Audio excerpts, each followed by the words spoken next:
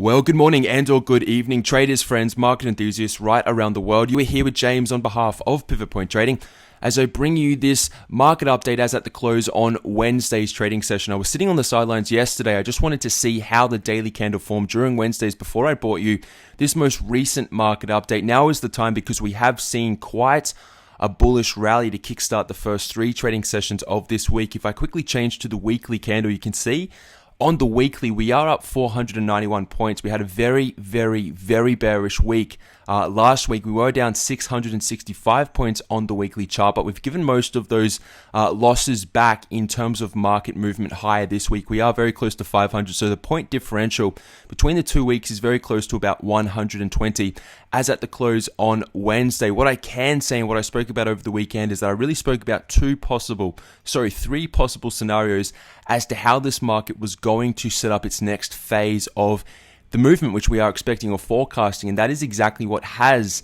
happened Monday through Wednesday. It has sort of presented itself, or at least shown up faster than what I did expect, but it's taking the general formation which we expected. You can see we've seen the top, a pullback or the first little wave of selling pressure. We were expecting this market to either break out and make a higher high, which is still entirely possible, to come back up into resistance and make a double top, which would be incredibly bearish.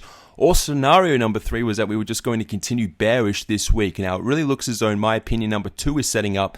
Pay very close attention to the swing high, which we established in early November, okay? 17,920. If we get back up into this area, right, it's only a couple of points away from where we're currently trading. Another big bullish trading session, and we will be right back up into that resistance level. But if we start to see, once again, those reversal candlesticks set up, we have a bona fide double top setting up right in the location of potentially that right shoulder. More so on the macro look of this chart, things are going to turn around very quickly. In all, we are expecting continued volatility as we have seen for the past 2 weeks of trading. It is becoming a little bit frustrating, but at the same time, the net movement since November has been flat, if not still negative, week to date and also month to date. So pay attention to that. It has been a very bullish week to start. I'm not denying that whatsoever. We have a very nice engulfing candlestick pattern, a nice doji candlestick on Tuesday where it was sort of humming and hawing as to which direction it wanted to go. Again, I was biding my time in terms of a market update. Today we've seen a nice little bounce, a little push on up higher, very close to 250 points on the Dow Jones Industrial Average. I will say that I am still holding those DIA puts triggered in at about 17,633. So I've ridden the roller coaster as well. I've jumped on the roller coaster and we've seen a very profitable position move back into a small loss at the moment. But having said that, I'm still confident in this potentially coming back up, making that double top, or at least slowing down, if not reversing, and then getting true confirmation below the neckline. We may look back on this in history and say, hey, this was the neckline of that double top. This 2-day reversal candlestick pattern here between Friday and Monday's open.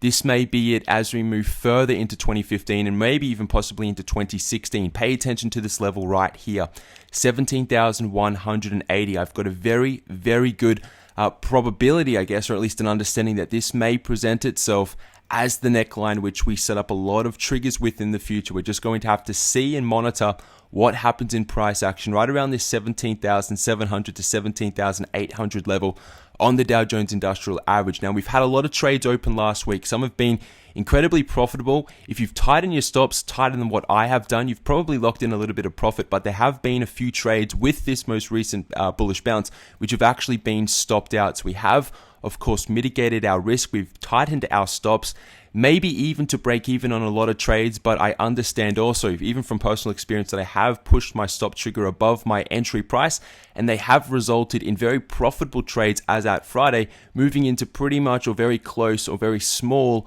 losses in terms of trades. But that's okay because the profit has definitely outweighed the loss in terms of a small stop compared to hitting our targets on a couple of trades. Now, there are a lot of stocks to speak about at this particular moment in time. What I'd rather do, however, because most of the trades have hit levels which we have determined over the weekend, I'd rather just speak about the market at this particular moment. Pay attention to the Dow Jones Industrial Average. This green area, which I'm highlighting for you, is key for the immediate future on the Dow Jones. It was very bearish into the close on Friday. We have done a 180 degree turn, But at the moment, this market is still not out of the woods. You can see the volume, even on this most recent bullish day on Wednesday, is really non-existent, especially compared to that doji which we saw set up on Tuesday. So I mean, we're getting these bifurcated signals. They're really mixed. They're all over the shop. We're bouncing off the 100. We're just above the 200 once again. We're technically back into a recovery type of phase.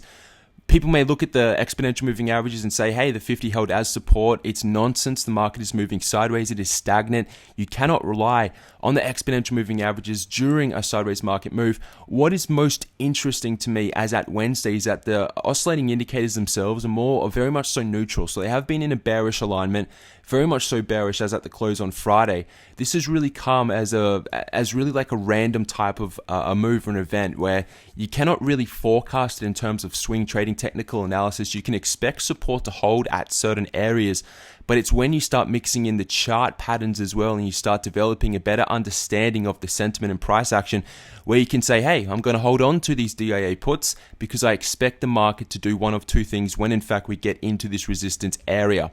So again, I am holding those DIA puts. I'm very confident in that trade. It just means that, hey, I might have to hold this for a little bit longer than what I initially expected.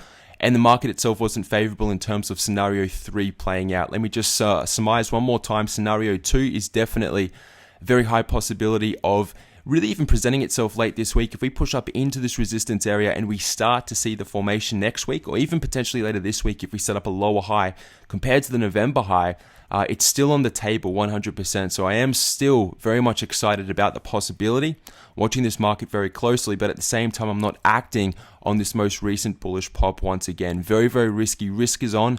Oscillators don't really confirm the move. Have a look at the MACD even on the daily time frame. It's still giving us a technical sell signal. RSI is very close to, or it's very neutral at the moment, but it is pushing back into that oversold or overbought state. And the stochastics is trying to give us a cross. It's really crossing above the signal line. So this is a very weak signal if in fact it does trigger. You want to see the stochastics cross below the oversold area and then give us sell signals at the top when we move into overbought. At the moment, this looks like it's flaky, and I expect this market once again to stagnate sideways. I'd be very, very, very surprised if in fact we can break above the May highs. It isn't out of, nothing's ever 100% in the market, but we're still pushing up into these multiple resistance areas, and this is just the natural type of bounce which we expect as technical analysts, knowing that price action doesn't simply sink and it doesn't soar without any major corrections as well throughout the waves of rotation.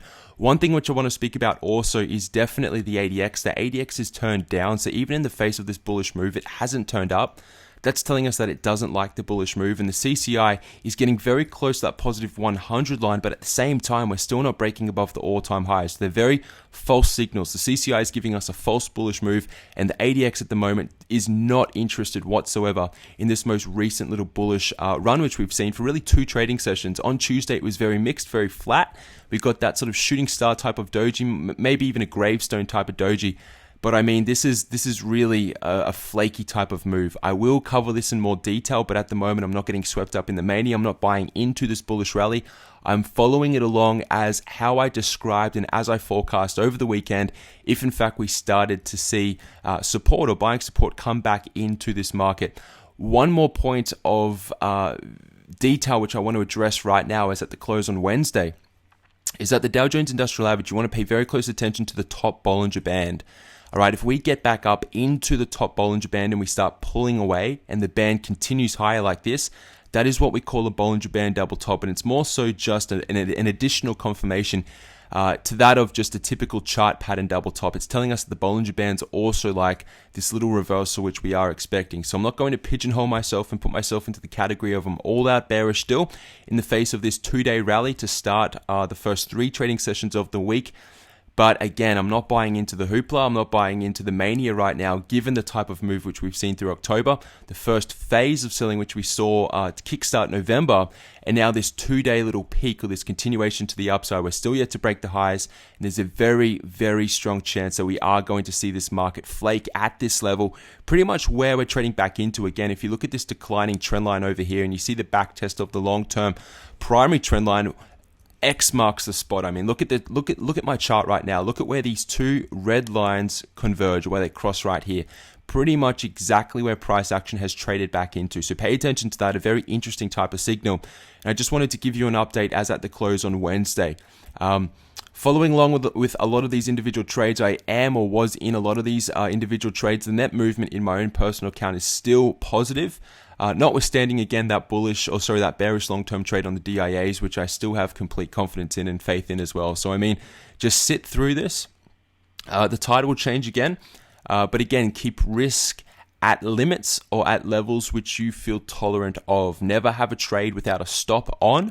All right, never open an open position or set up a trade without thinking about risk first. Always quantify your risk. Have your predetermined levels of where you will get out if in fact the market does want to continue. But having said that, there is a lot of suspicion, a lot of suspect.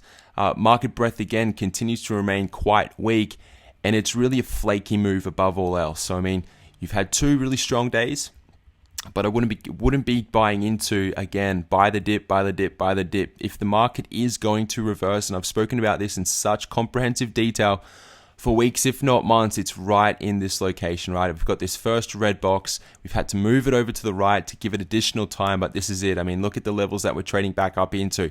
This will be the second move back up and potentially that double top, which I've referenced in this particular Wednesday market update over and over and over again. Just to surmise, 3 days, it makes a big difference from where we were, the sentiment on Friday, to where we have closed at on Wednesday. Be careful. Don't buy into complacency. We're in a mania right now. Be very, very careful. Be very selective in the trades which you are choosing to enter into. I'm still heavily bearish orientated if in fact the market wants to move lower. It doesn't mean I'm jumping into a bunch of trades as at the close on Wednesday whatsoever. Following along, and I'm happy to watch this market because it is very, very suspicious. Have a fantastic Wednesday evening, everyone, right around the world. I've got a lot of emails to catch up on throughout today, and I will endeavor to get through all of them before the night's end. Have a fantastic evening, a fantastic Thursday. Very interested to see how this market closes and trades for the remainder of the week on Thursday and Friday. All the best, everyone. I'll be back tomorrow with another market update. Goodbye.